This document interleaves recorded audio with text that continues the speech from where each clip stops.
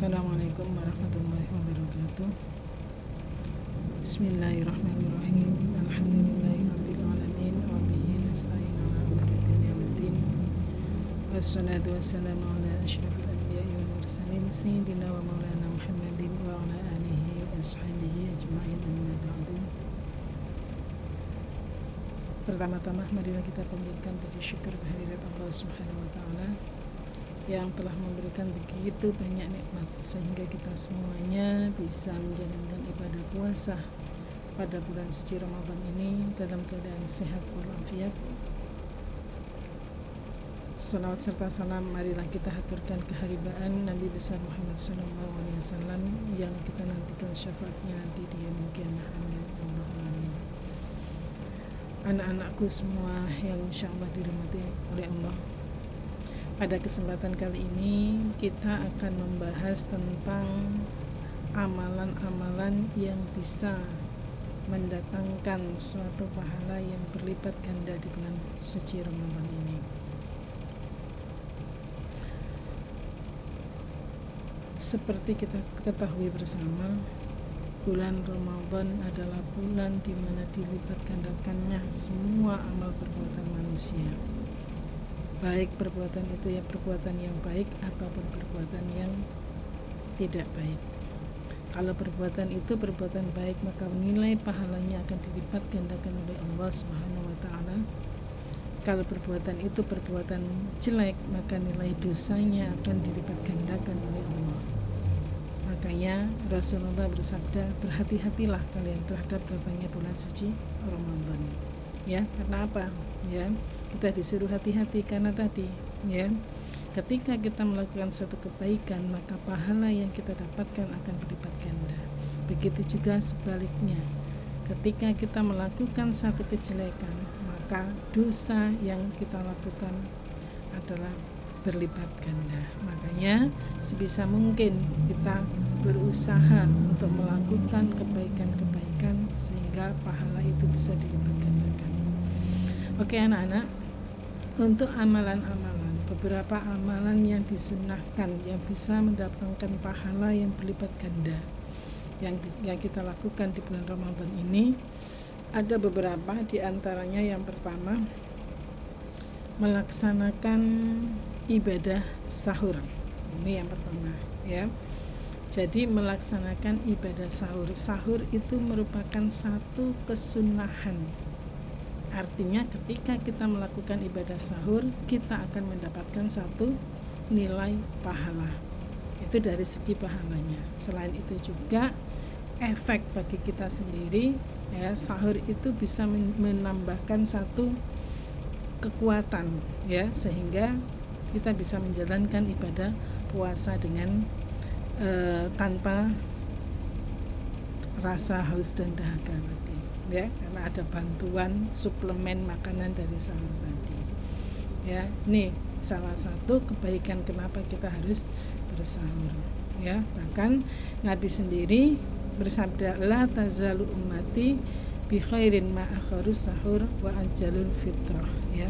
Umatku senantiasa berada dalam kebaikan selama mereka mengakhirkan sahur dan menyegerakan berbuka. Inilah, ya, salah satu bentuk kesunahan, ya. Ada lagi, ya, tasahharu fa inna fis sahuri barakah, ya. Jadi bersahurlah kalian karena sesungguhnya dalam sahur itu ada keberkahan, ada satu kebaikan.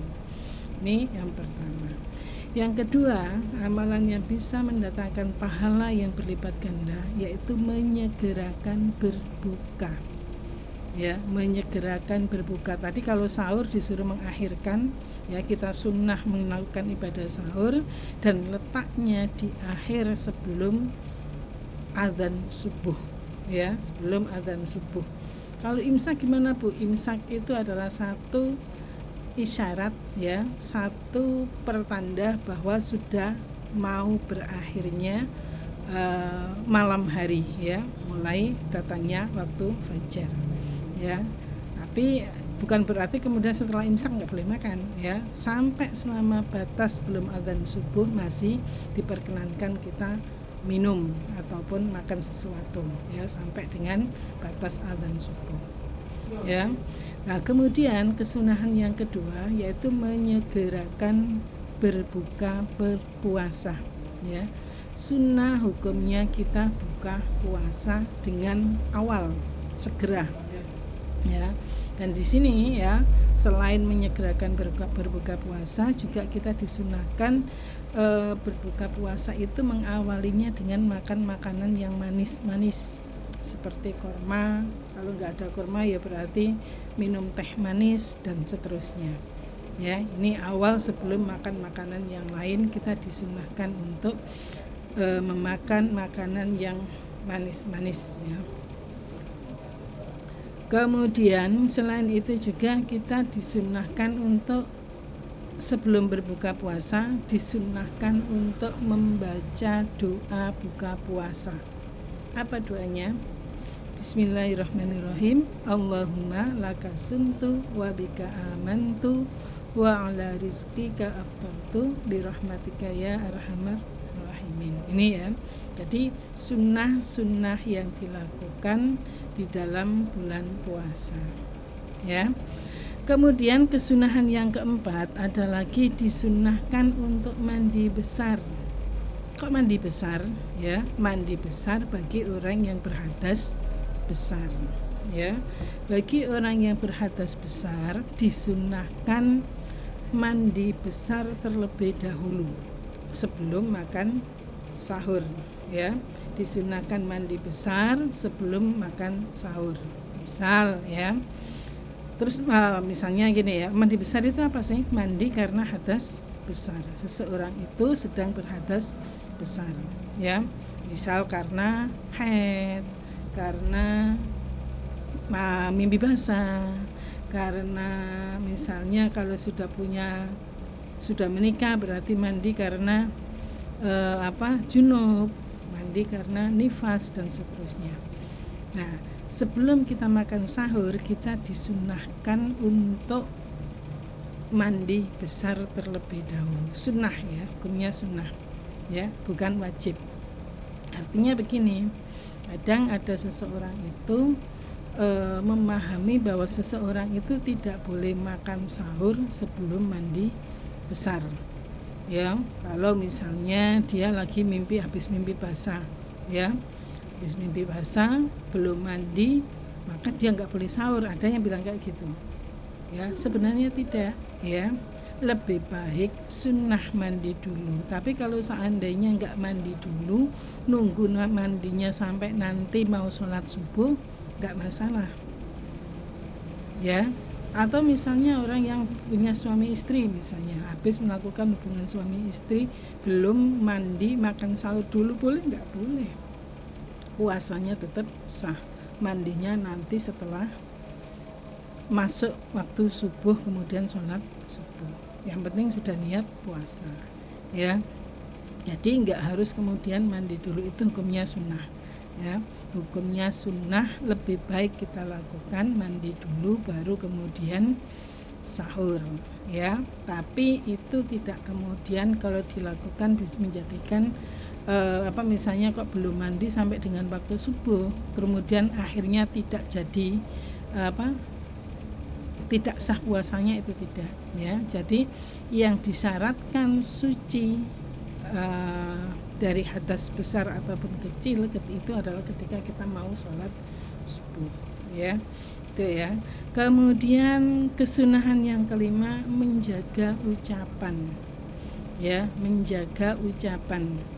Jadi sebisa mungkin di bulan puasa ini, seperti tadi di awal dikatakan bahwa semua yang kita lakukan akan dilipat gandakan, termasuk diantaranya adalah ucapan-ucapan. Ketika ucapan-ucapan itu jelek, bisa menyakiti hati orang lain, ya, itu adalah dosanya juga akan dilipat gandakan. Makanya sebisa mungkin ketika hal itu tidak penting, tidak perlu diucapkan. Ketika hal itu ketika kita ucapkan bisa menyakiti hati orang lain, maka lebih baik untuk tidak diucapkan, ya. Karena apa? Orang itu semakin banyak berkata, semakin banyak ngomong, maka kesempatan untuk melakukan kesalahan semakin besar. Man kathura kalamuhu kathura Barang siapa yang banyak omong, banyak bicara, maka dia akan banyak melakukan kesalahan. Dan kesalahan-kesalahan itu berpotensi untuk bernilai dosa. Yang mana itu kalau kita kerjakan di bulan puasa, dosanya akan berlipat ganda. Makanya sebisa mungkin ya kita jaga ucapan-ucapan kita. Kalau tidak penting-penting sekali, mending diam ya. Kemudian selanjutnya yang keenam, menghindari hal-hal yang tidak sejalan dengan hikmah puasa, seperti makan yang berlebih-lebihan karena mungkin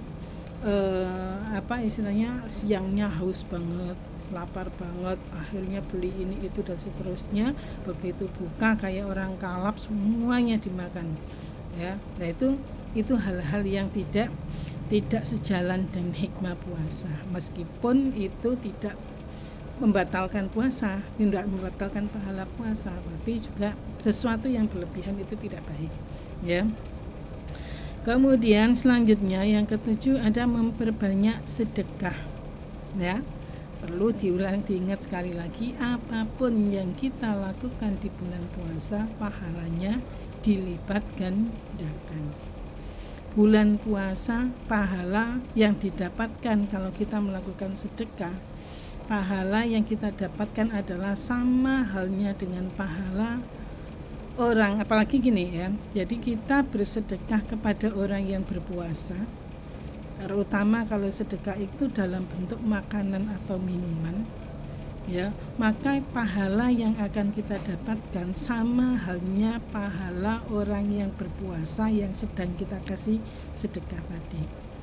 Besarannya sama tanpa mengurangi pahala orang yang berpuasa tadi ya. Jadi dilipat gandakan. Makanya tidak heran sekarang kalau misalnya sore menjelang puasa ada pengajian di situ, kemudian ada yang ngasih buka dan seterusnya, karena apa? Tahu betapa besarnya pahala memberi sedekah di bulan puasa. Apalagi kalau misalnya nanti kalian bisa melihat ya, di Masjidil Haram, di Masjidil Nabawi itu kalau misalnya bulan puasa, Masya Allah, makanan-makanan itu luar biasa banyaknya ya. Nggak usah khawatir kelaparan, nggak bisa berbuka ya. Bahkan di sana itu sampai setengah maksa seseorang agar mau menerima sedekah dari orang-orang itu. Nih ya, karena apa? Mereka tahu betapa besarnya pahala sedekah di bulan puasa ya. Makanya sebisa mungkin ya, sebisa mungkin apa yang kita punya kita sedekahkan ya. Kemudian memperbanyak, yang ke-8, memperbanyak i'tikaf. I'tikaf itu apa? I'tikaf itu adalah berdiam diri di masjid. Kalau bisa 1 bulan penuh kita i'tikaf di sana, dzikir, ngaji, sholat sunnah ya. Kalau enggak minimal 10 hari terakhir di bulan Ramadan kita memperbanyak i'tikaf, berdiam diri di masjid ya, macam itu. Kemudian yang ke-9 ada lagi memperbanyak membaca ayat-ayat Al-Quran. Inilah salah satu alasan kenapa kalau bulan Ramadan kemudian ada tradisi tadarusan di masjid ataupun di mushola ya.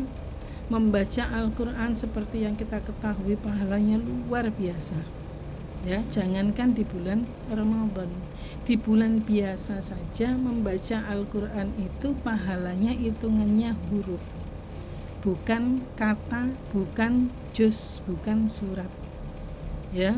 Pahala membaca Al-Quran 1 huruf adalah 10 kebaikan. 1 huruf, bukan 1 surat.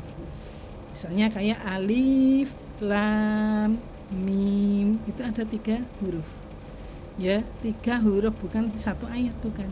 Ngitungnya per huruf semacam itu. 1 huruf 10 kebaikan itu di bulan puasa. Apalagi kalau membaca Al-Quran itu kita lakukan ke 10 kebaikan itu di luar bulan puasa, di hari-hari biasa. Nah apalagi kalau kita membaca Al-Quran itu di bulan puasa, maka akan dilipat gandakan berkali-kali Makanya sebisa mungkin kita istiqomah membaca Al-Quran, memperbanyak membaca Al-Quran. Ya, ditarget pokoknya dalam 1 bulan ini saya harus khatam minimal 1 kali.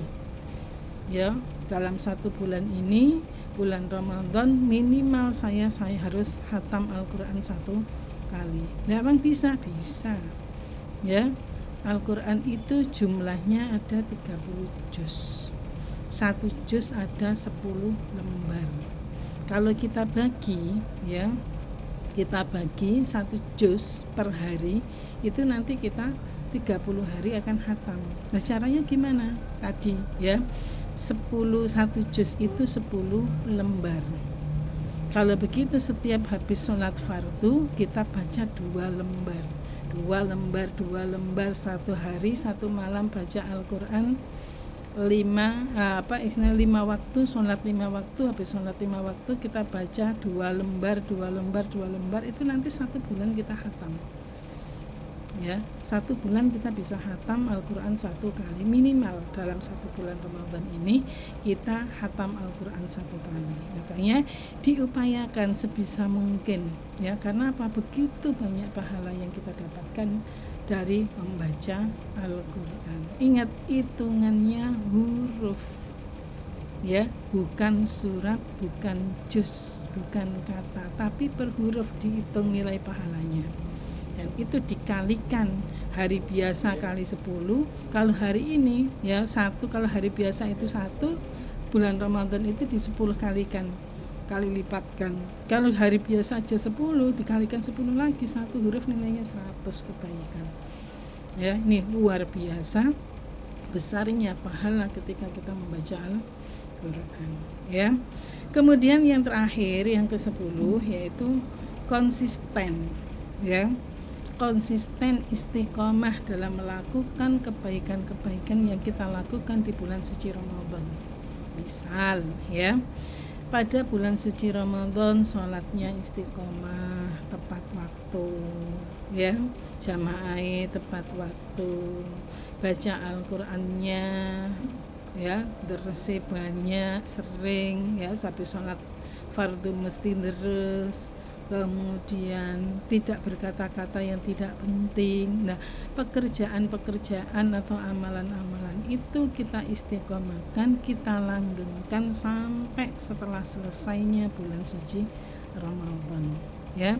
Inilah anak-anak, ya, beberapa amalan-amalan yang bisa kita lakukan yang di bulan suci Ramadan ini, yang insya Allah akan menghasilkan pahala yang luar biasa. Ya, makanya sebisa mungkin mumpung bulan suci Ramadan, ya, mumpung bulan suci Ramadan di mana segala amal kebaikan kita akan dilipat gandakan oleh Allah, ya. Yang tadinya sholat rada angel, ya, sekarang coba tepat waktu. Sholat isya-nya tepat waktu, sambung lagi dengan sholat raweh, ya. Sholat raweh itu satu-satunya sholat yang ada hanya pada bulan suci Ramadan, ya. Coba ikut jamaah, ya, ikut jamaah ke masjid, ke musola, ya. Subuhnya juga begitu, jangan kemudian habis sahur langsung tidur lagi, ya. Paling tidak disempatkan ikut jamaah subuh di musola terdekat atau di masjid terdekat, ya.